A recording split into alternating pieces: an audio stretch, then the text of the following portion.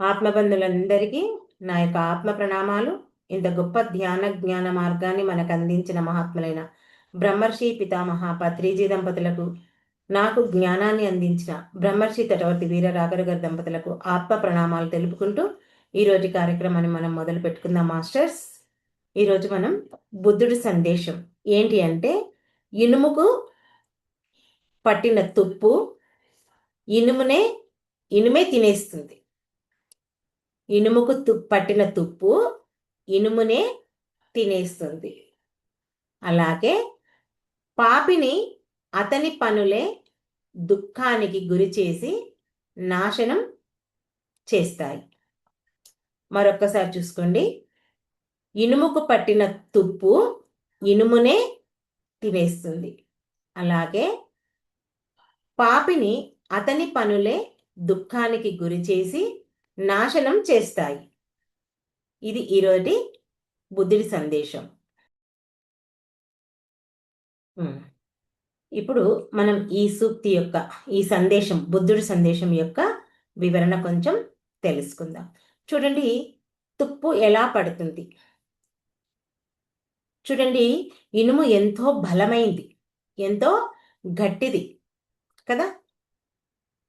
దాన్ని దేంతో వంచలం, ఎంతో కష్టం.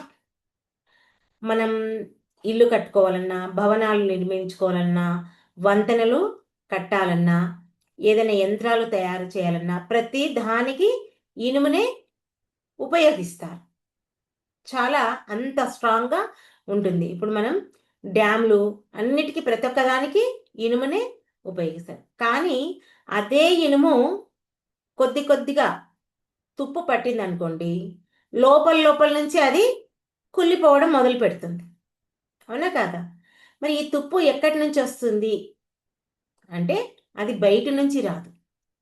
ఇనుములో ఉన్నటువంటి ఒక రసాయనిక ఆ స్వభావం వల్ల అది వాతావరణంతో ఎప్పుడైతే కలుస్తుందో అదే తుప్పుగా మారుతుంది. కాబట్టి అలాగే మానవుడు కూడా ఎంతో బలమైన వాడు, ఎంతో జ్ఞానం ఉంది, శక్తి ఉంది, తెలివి ఉంది, ప్రేమించే హృదయం ఉంది, అన్నీ ఉన్నాయి. కానీ మరి అతని లోపలే ఉన్నటువంటి లోభము, కోపము, ద్వేషము, అహంకారం, ఇవన్నీ తుప్పు లాంటివి. ఆ ఇనుముకు ఒక చిన్న రసాయనికం స్వభావం ఎలా ఉందో, అది వాతావరణంలో కలిసిపోతే ఎలా తుప్పు పడుతుందో, మానవుడిలో ఉన్నటువంటి ఈ కోపము, లోభము, ద్వేషము, అహంకారం అనే ఆ తుప్పు లాంటివి, వీటినే మనిషిని నాశనం చేస్తాయి. దాని నుంచే మానవుడు పాపానికి గుర. ఇంతకు పాపం అంటే ఏంటి చూడండి, ఇది మనకు బుద్ధుడు అందించిన సందేశం. బుద్ధుడి దృష్టిలో పాపం అంటే మనకు దేవుడు కోపగించుకోవడం కాదండి. పాపం అంటే మన మనస్సును కలుషితం చేసే ఆలోచన. మనం అనుకుంటే మనకు పాపాలు ఎలా వస్తున్నాయని, మన మనస్సులో వచ్చేటువంటి ఆలోచనలు, ఆ పాపపు ఆలోచనలు, ఆ కలుషితమైన ఆలోచనలు, మనం చేసే పనులు అనుకోండి, మనం మాట్లాడే మాట అనుకోండి. చూడండి, మన మనసులో కనుక ద్వేషం పుట్టింది అనుకోండి, ఆ ద్వేషం ఎప్పుడైతే మనలో పుడుతుందో ఇంకా మనకు ఆ రోజు నుంచి నిద్ర లేకుండా చేస్తుంది. అది ఎవరినో కాదు, ఫస్ట్ మనల్ని చెప్పాం. ఆ తుప్పు లోపల ఎలా మొదలవుతుందో అది కూడా ఇది తుప్పు లాంటిది. ఆ ద్వేషం అనేది మనలో ఎప్పుడైతే ద్వేషం మొదలవుతుందో మెల్లగా మనకు నిద్ర రాకుండా చేస్తుంది. అదే మన మనసులో లోపం పెంచుకుంటే ఇంకా మనకు ఆ శాంతి అనేది ఉండదు. అర్థమవుతుంది కదా. ద్వేషం పెంచుకుంటే నిద్ర ఉండదు, లోభం పెంచుకుంటే శాంతి ఉండదు. అదే అహంకారం పెంచుకుంటే ఇంకా మనకున్నటువంటి సంబంధాలన్నీ నాశనం అవుతాయి. అహంకారమే మనకున్న సంబంధాలన్నీ దూరం చేస్తుంది. ఎందుకు? మనకున్న డబ్బు అనే అహంకారం, పదవనే అహంకారము, అందం అనే అహంకారం, ఇవన్నిటితో మన యొక్క సంబంధ బాంధవ్యాలన్నీ నాశనం చేస్తుంది. అంటే ఇక్కడ పాపం అనేది శిక్ష కోసం కాదండి. ఈ పాపం అనేది మన మనసుకు విషం. అంతే కదా? ఆ చిన్న విషపు చుక్కనే మన మనల్ని ఎన్నిటి నుంచో దూరం చేస్తుంది. అప్పుడే మనం దుఃఖంలో పడిపోతాం. ఇంతకు దుఃఖం ఎలా పడుతుంది చూడండి. మనకు బుద్ధుడు మొట్టమొదటి బోధనే ఈ జీవితాన్ని ఆ దుఃఖం నుంచి ఎలా దూరం చేసుకోవాలి అనే విషయం గురించి మనకు ఆయన బోధించడం జరిగింది. మరి మొట్టమొదట ఆయన చక్రవర్తి కుమారుడు, అవునా? ఎలాంటి దుఃఖము లేదు. బయటికి ఎప్పుడైతే వచ్చాడో రావడమే దుఃఖంతో ఉన్న వాళ్ళను ఆయన చూడడం జరిగింది. ఒక దుఃఖాన్నే చూశాడా? రోగంతో ఉన్నవాడిని చూశాడు, ముసలి వాళ్ళను చూశాడు, మరి ఎంతో మంది బాధలు పడే వాళ్ళను చూసి మరి ప్రజలంతా ఈ దుఃఖానికి ఇలాంటి వాటికన్నిటికీ ఎలా గురి అవుతున్నారు, ఎందుకు గురి అవుతున్నారని ఎప్పుడైతే అన్వేషణ ప్రారంభించాడో ఆ అన్వేషణలో తను తెలుసుకున్నదే మొట్టమొదట మనకు బోధించాడు. ఏంటి ఆయన బోధించిందంటే ఈ దుఃఖం నుంచి మానవుడు ఎలా బయటపడాలి అన్నది మనకి ఇక్కడ బోధించిండు. ఏం బోధించిండు అంటే మనలో ఉన్నటువంటి దుఃఖానికి ఒకే ఒక కారణం మనలో ఉన్నటువంటి తృష్ణ, అంటే కోరిక. మన కోరికలు, మనకున్నటువంటి స్వార్థము, మనకున్నటువంటి అసూయ, ఇవే మనకు బాధలు తెస్తాయి, రోగానికి గురి చేస్తాయి అని చెప్పేసి ఆయన మొట్టమొదటి బోధ ఎవరిది? బుద్ధుడిది. చూడండి, ఉదాహరణకు ఒక వ్యక్తి ఎవరికి అయినా అంటే ఉండేదంతా మానవుడికి దేని మీద ఆశ ఉంటుంది అంటే సంపాదన మీదనే, ధనం మీదనే ఆశ. ఆ ధనం కోసం ఎవరినైనా అన్యాయం చేశాడనుకోండి, ఏమవుతుంది? ఆ సమయంలో అతడు అన్యాయం చేసి సంపాదించి ఉండొచ్చు, ఆ సమయంలో అతను గెలిచినట్టు అనిపించవచ్చు. కానీ తర్వాత మెల్లిమెల్లిగా ఆయనలో ఏమవుతుంది? ఎవరైతే ఇతరులను అన్యాయం చేస్తారో ఆ అన్యాయం చేసిన వ్యక్తిలో మొట్టమొదట భయం మొదలవుతుంది. ఎందుకు? నేను అన్యాయం చేసింది ఆ వ్యక్తికి తెలుస్తుందేమోనని, లేదా నన్ను గుర్తిస్తాడేమో, నేను మోసం చేసినట్లు గుర్తిస్తాడేమో, మళ్ళీ నన్ను ఎవరైనా మోసం చేస్తారేమో అని చెప్పేసి ఎవరైతే అన్యాయం చేస్తారో వాళ్ళే ఆ భయం మొదలవుతుంది. అతని మనసే అతనిని శిక్షిస్తుంది. ఇంక వేరెవరు శిక్షించాల్సిన అవసరం లేదు. ఎవరైతే బాధ పెడతారో వాళ్ళే శిక్షకు గురి అవుతారు. మరి ఇలాంటి పనులన్నీ చేయడం వల్ల మనం ఆ కర్మ మార్గంలో ఇరుక్కుపోతాం. అంతే కదా? ఎలా వస్తాయి మనకు కర్మలు అంటే బుద్ధుడు చెప్పేది అదే అండి. కర్మ సిద్ధాంతాన్ని చాలా స్పష్టంగా చెప్పాడు. ఏం చెప్పాడు? మనం ఎలాంటి విత్తనమైతే వేస్తామో అలాంటి పంటనే మనకు వస్తుంది. అలాంటి జీవితమే మనం జీవించాల్సి వస్తుంది. చూడండి, మనం కోపం అనే విత్తనం వేసామనుకోండి మన మనసులో, ఆ ద్వేషం అనే మొక్క ఎదుగుతుంది మన లోపల. అదే ప్రేమ అనే విత్తనం వేసామనుకోండి శాంతి అనే మొలక మొలుస్తుంది. ఇక్కడ మన జీవితంలో ఎవరు మనకు బయట నుంచి శాపాలు ఇవ్వరు, మనం అశాంతిని పొందాలని చూడరు. మనం చేసే పనులను బట్టే మన యొక్క భవిష్యత్తు నిర్ణయం ఉంటుంది. అందుకే బుద్ధుడు ఏం చెప్పాడు? నువ్వు ఎలాంటి విత్తనం నాటుతావో అలాంటి పంటే పండుతుంది, అలాంటి పంటని నీవు పొందాల్సి వస్తుంది అని ఇక్కడ బుద్ధుడు చెప్పడం జరిగింది. చూడండి, తుప్పు పట్టేటప్పుడు మొదట కనిపిస్తుందా మన కంటికి? మన కంటికి కనిపించదు. ఇది చాలా ముఖ్యమైనటువంటి విషయం. చూడండి, ఏదైనా ఒక ఇనుప వస్తువే దానికి చిన్న బిందువులాగా తుప్పు పట్టినట్లు ఒక బిందువులాగా కనిపిస్తుంది. కనిపిస్తే చిన్నదే కదా ఏమైతుంది అని చెప్పేసి మనం అప్పుడు పట్టించుకోం. అవునా? పట్టించుకుంటామా? చిన్నది ఉన్నప్పుడు పట్టించుకుంటే అది పెద్ద కాకుండా ఉంటుంది. అలాగే మనం కూడా చిన్నదే కదని వదిలిపెట్టేస్తాం. అలాగే మనం కూడా మన జీవితంలో పాపం కూడా మొదట చిన్నగానే అలవాటు మొదలవుతుంది. ఏం చేస్తాం? చిన్న అబద్ధమే కదా, మాట్లాడితే ఏమవుతుందని మనం మాట్లాడతాం. చిన్న అబద్ధం. ఆ చిన్న అబద్ధమే రాను రాను పెద్ద పెద్ద అబద్ధాలను మాట్లాడిస్తుంది. చిన్న మోసమే కదని ఏమవుతుంది? ఎవరు చూస్తారులే అంటే, ఇప్పుడు ఏదైనా వాకింగ్కి వెళ్ళడము, బయటికి వెళ్ళినప్పుడు ఎవరైనా వస్తువు అంటే ఆ పూల మొక్కలో లేక ఆ తులసి దళాలో ఎవరు చూస్తున్నారులే, పూజకే కదా, వాళ్ళు పెట్టేది దేవుడికే, మనం పెట్టేది దేవుడికే కదా అని అవి తెంపుకొని రావడం, అది చిన్న మోసం, చిన్న దొంగతనం, చిన్న అబద్ధం. ఇలాంటివన్నీ చిన్న చిన్న వాటితో అవి పెరిగి పెద్ద అవుతాయి. అవే మన మన యొక్క పతనానికి దారి తీస్తాయి, మన నాశనానికి దారి తీస్తాయి. మరి ఇవన్నీ ఎందుకు ఇలా చేస్తాం మనము అంటే, మన మనస్సు అశుద్ధిగా ఉండడం వల్ల మనం ఇలాంటి పనులన్నీ చేస్తాం. మరి ఈ మనస్సు శుద్ధి అవుతే మనం ఇలాంటి పొరపాట్లు చెయ్యం. మరి మన మనసు శుద్ధి ఎలా చేసుకోవాలి? అసలు మనసు శుద్ధి లేదని ఎలా తెలుసుకుంటాము? చూడండి, మనం ఒక ఎగ్జాంపుల్ చూద్దాం. చూడండి, ఒక అద్దం ఉందనుకోండి. ఆ మనసు కూడా ఒక అద్దం లాంటిది.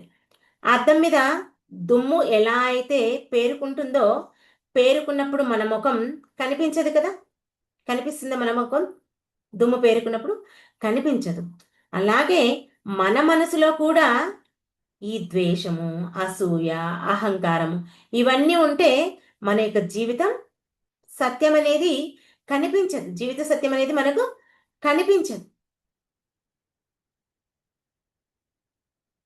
అసలు మన మనసు శుద్ధి లేదు అనడానికి కారణం మనం చేసే పొరపాట్లు చేయడం వల్ల. ఆ చిన్న చిన్న అబద్ధాలు, మోసాలు, కోపాలు, సరికాని పనులు చేస్తుంటే మన మనసు సరిగ్గా ఉండదు.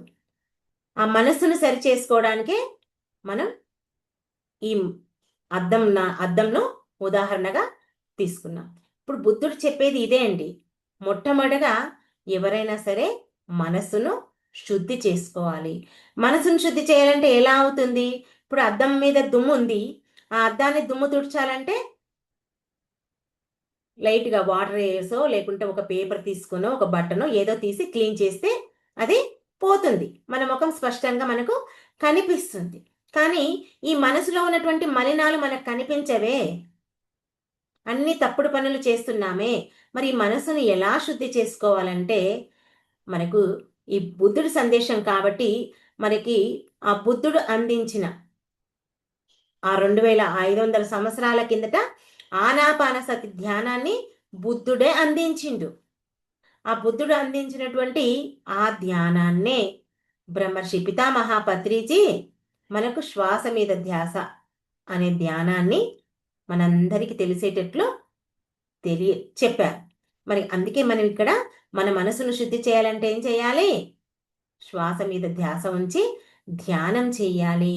ఎప్పుడైతే మనం ధ్యానం చేస్తామో మనం సత్యం మాట్లాడతాం.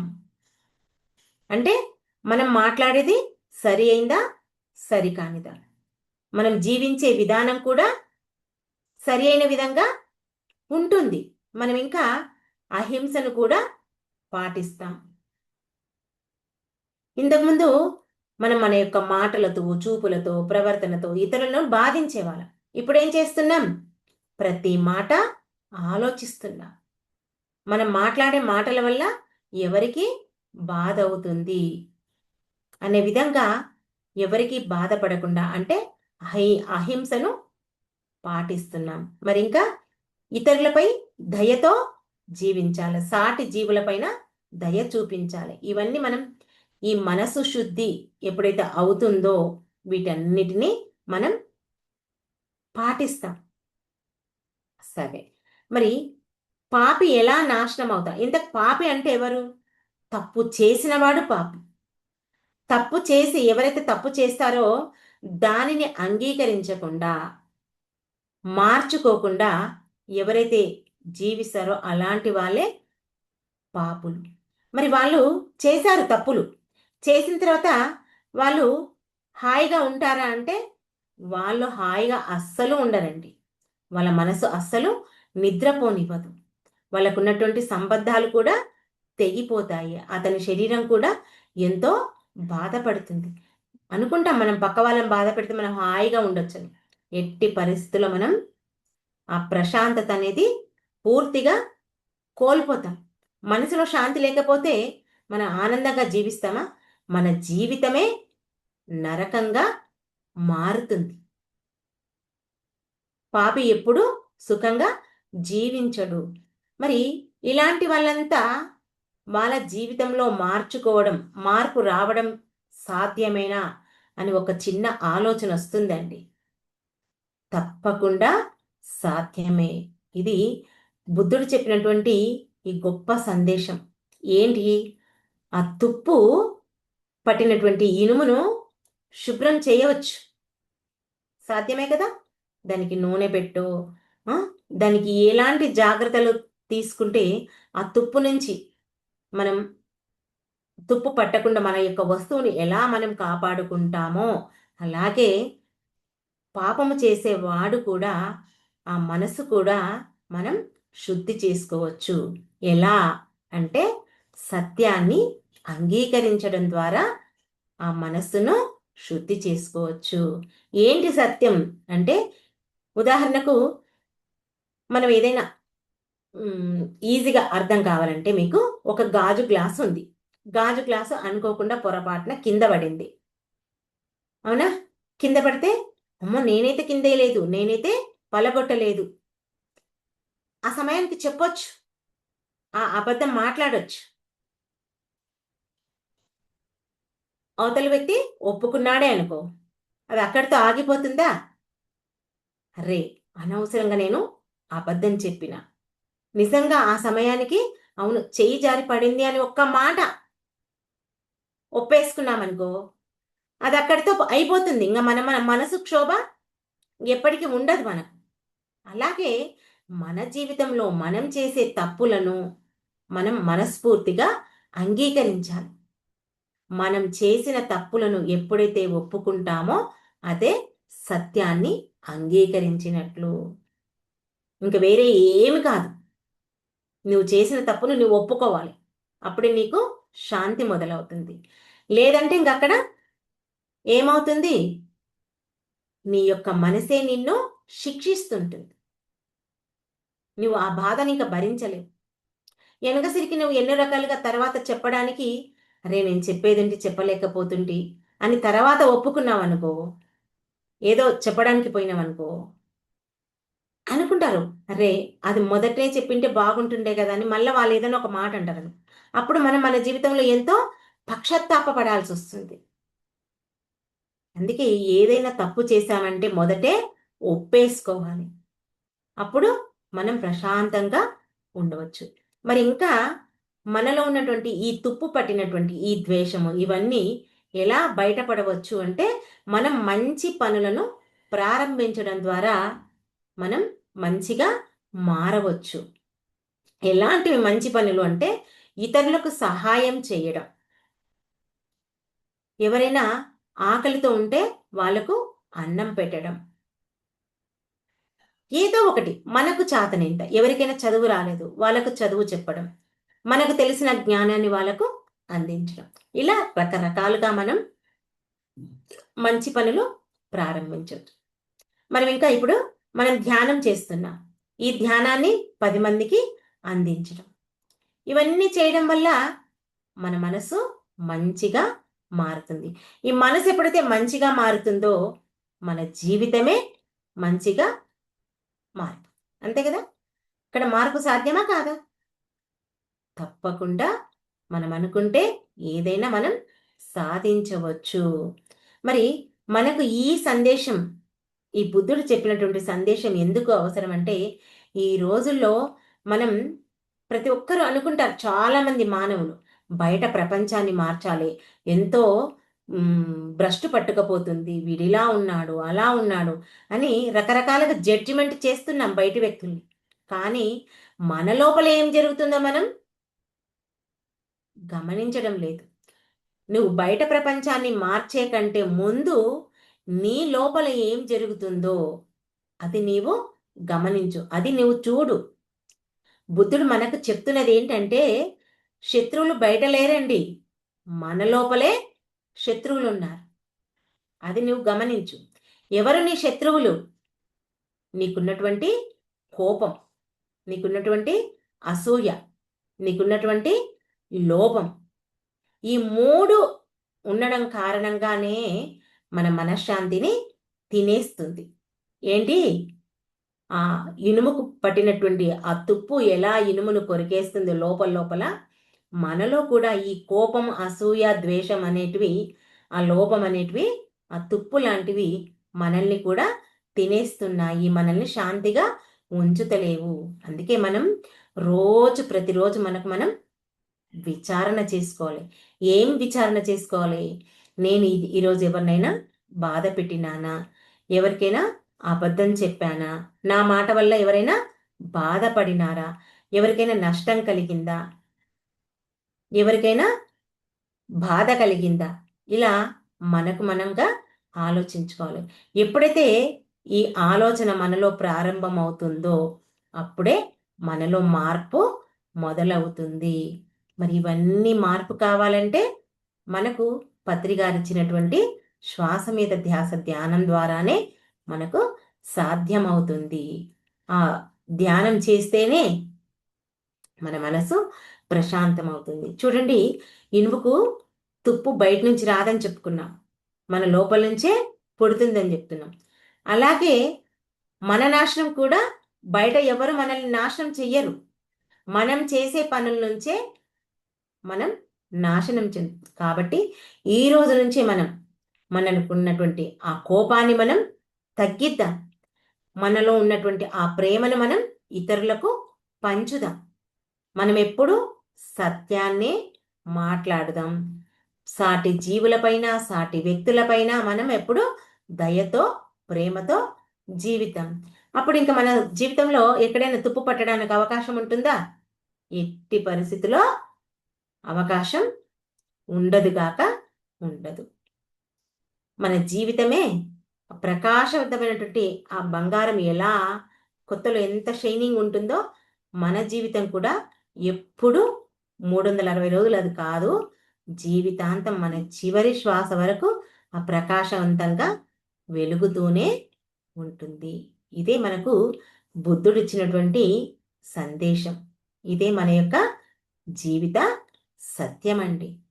అందుకే మనలో ఎక్కడైనా ఆ ద్వేషం, అహంకారం, లోభం అనే ఆ తుప్పు ఎప్పుడు పడుతుంది, ఎక్కడ పడుతుంది, ఏ విషయంలో పడుతుంది అనే ఎరుకతో మనం కనుక ఉంటే మన జీవితం ఎప్పుడు సరైన దారిలో మనం ఉంచుకోవడానికి అవకాశం ఉంటుంది. ఇంకా వీటిని మన దరిదాపుల్లోకి రానియకపోతే ఇంకెలా పడుతుంది ఆ ద్వేషం అనే తుప్పు, కోపం అనే తుప్పు? ఏది పట్టదు. ఎప్పుడు బంగారంలా మెరుస్తూనే ఉంటుంది మన జీవితం. మరి ఇదన్నిటికీ కారణం పత్రిజీ చెప్పినటువంటి శ్వాస మీద ధ్యాస ధ్యానం వల్ల మాత్రమే సాధ్యం అవుతుంది. అర్థమైంది కదా? ఓకే మాస్టర్స్, ఈ అవకాశం నాకు ఇచ్చినందుకు మీ అందరికీ నా యొక్క కృతజ్ఞతలు. Thank you. ఓకే, అందరం ఒక 2 నిమిషాలు ధ్యానంలో కూర్చుంది.